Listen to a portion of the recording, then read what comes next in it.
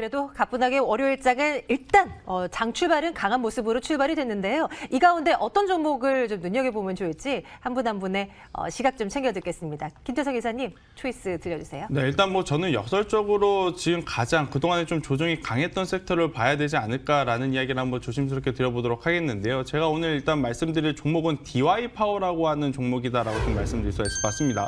이 DY파워 같은 경우에는 우리가 흔히 알고 있는 굴삭기라든지 지게차에 들어가는 이 부품을 만드는 회사다라고 좀 말씀드릴 수가 있을 것 같고요. 같은 섹터에는 역시나 대표적으로는 두산인프라코 혹은 진성TEC 같은 기업들이 있다라고 좀 말씀드릴 수가 있을 것 같습니다. 이제 왜 DY파워를 오늘 제가 가지고 왔냐면 학습효과라는 게 있죠. 지난 이 2008년도에 중국도 우리나라도 전 세계적으로 이 리먼 브라더스 사태로 인해서 굉장히 좋지 못했을 때 가장 빠르게 올랐던 부분이 바로 인프라 투자 관련 기업들이었습니다. 왜냐하면 중국에서 이제 경기 부양책으로 계속해서 이제 돈을 풀었고 그 다음에 할 수 있었던 게 바로 SOC 관련 이 인프라를 확장하겠다라는 경기 부양책이었습니다.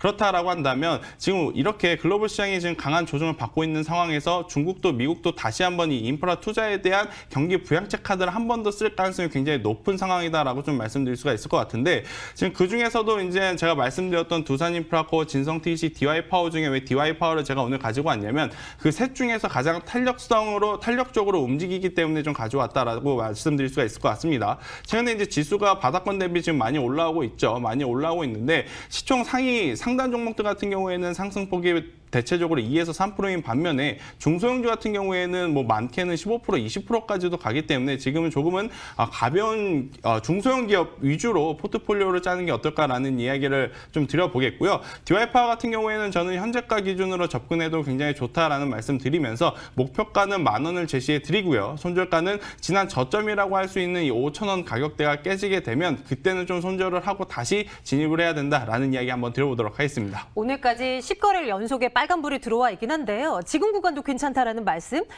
목표가를 10,000원으로 그리고 손절 가격 5,000원으로 설정을 해주셨는데요. 예, 챙겨보면서 DY파워에서 또 수익을 한번 기대를 해보도록 하겠습니다. 로엔알파 김태성 이사, 유한타증권 부천지점 박현상 차장과 함께 출발 상황 확인해봤습니다. 두 분 고맙습니다.